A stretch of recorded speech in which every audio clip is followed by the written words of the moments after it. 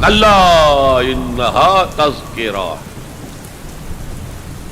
یہ لفظ بہت اہم ہے. تذکرہ، ذکرہ، تذکیر، فذکر بالقرآن، کیا معنی ہے اس کا؟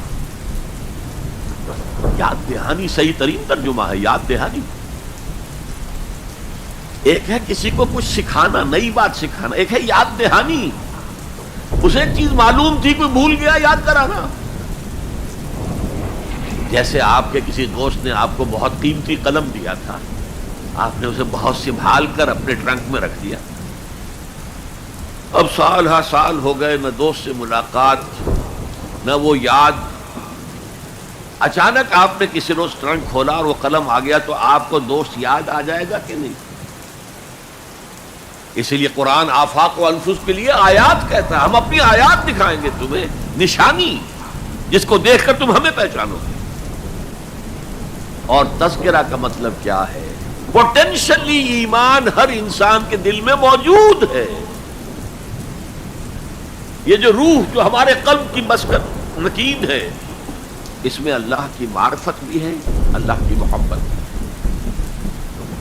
البتہ ذہول کے پردے پڑ گئے ہیں، بھول اور نسیان طاری ہو گیا ہے. ہم دنیا ہی کے اندر گم ہو کر رہ گئے. ہماری ساری دلچسپیاں دنیا سے ہیں، لہذا ہماری توجہ ہی نہیں ہے. ورنہ ہر انسان کے دل میں یہ جو یہاں ہندوستان میں کہتے ہیں آتما اور پرماتما، آتما اور پرماتما کا تو تعلق بہت گہرا ہے. ابتدا میں بنا دی گئی تھی ارواح، جب ہم سب کے سب تمام انسان آدم سے لے کر اور تا قیامت جو انسان آئے گا دنیا میں، ان سب کی ارواح پیدا کر دی گئی. اور پوچھا گیا الست بربکم قالوا بلا، یاد ہے؟ لہذا یہ تذکرہ ہے، یہ یاد دہانی ہے، تمہارے اندر موجود ہے. اللہ کی معرفت بھی موجود ہے، اللہ کی محبت بھی موجود ہے.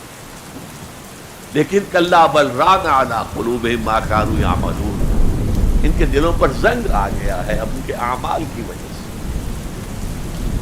شیشہ جو ہے وہ زنگ آلود ہو گیا. حضور نے فرمایا ان هذه القلوب لتصدع كما يصدع الحديد اذا اصابه الماء، ان دلوں پر بھی زنگ آ جاتا ہے جیسے کہ لوہے کے اوپر پانی پڑتا رہے تو اس کو زنگ آ جاتا ہے. پوچھا گیا فما جلاؤها یا رسول اللہ، اے اللہ کے رسول ہماری تلواروں کو زنگ لگتا ہے، ہم پالش کرتے ہیں، سیکل کرتے ہیں، وہ پھر چمک اٹھتے ہیں. تو دل پر اگر زنگ آ جائے تو اس کا علاج کیا ہے؟ دو چیزیں فرمائی، کثرت و ذکر الموت و تلاوت القرآن. دو کام کرو کثرت سے، موت کو یاد رکھو، یہاں رہنا نہیں ہے، جانا ہے. یہ ہمارا گھر نہیں ہے، یہ ہماری منزل نہیں، ہمارا اصل گھر جو حضور نے فرمایا انما الدنیا خلقت لکم وانتم خلقتم للآخرہ، یہ دنیا تمہارے لیے بنائی گئی، تم آخرت کے لیے بنائے گئے.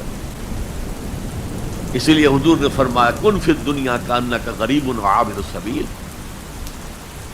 دنیا میں ایسے رہو جیسے راہ چلتے مسافر یا اجنبی ہو. اپنے بارے میں فرمایا مالی ولی دنیا، مجھے تمہاری دنیا سے کیا سروکار، انما مثلی کراکب استظل تحت شجرۃ ثم راح فترکھا، میری مثال اس مسافر کی سی ہے جو ذرا سستانے کے لیے کسی درخت کے سائے میں بیٹھتا ہے تھوڑی دیر. وہ اس کا گھر تو نہیں ہے، اس کی منزل نہیں ہے، پھر وہ اس کو چھوڑتا ہے، اپنا راستہ لیتا ہے. یہ اگر ہمارا تصور قائم ہو جائے، کلا انہا تذکرہ. اب اس کے بعد جو الفاظ آئے فی صحف مکرمۃ مرفوعۃ مطہرۃ بایدی سفرۃ کرام بررہ، یہ جو قرآن ہے، جو تذکرہ ہے، یہ بڑے ہی انتہائی پاکیزہ صحیفوں میں ہے. فی صحف مکرمۃ، بڑے باعزت، مرفوعۃ مطہرۃ، مرفوع بلند اور انتہائی پاک. بے ایدی سفرۃ، یہ کن کے ہاتھوں میں ہے؟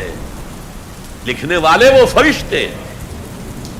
بے ایدی سفرۃ کرام بررہ، جو نہایت باعزت ہے، بہت وفادار ہے اللہ. یعنی اصل قرآن کہاں ہے؟ لوح محفوظ میں ہے. اصل قرآن کہاں ہے؟ ابھی اگلی اب جو پڑھیں گے ہم، کتاب مکنون، چھپی ہوئی کتاب کے اندر ہے. اصل قرآن کہاں ہے؟ وَإِنَّهَا لَفِي أُمِّ الْكِتَابِ لَدَيْنَا لَعَلِيٌّ عَظِيمٌ. یہ تو اس ام الکتاب میں جو ہمارے پاس ہے بہت بلند ہے، بہت عظمت والا ہے.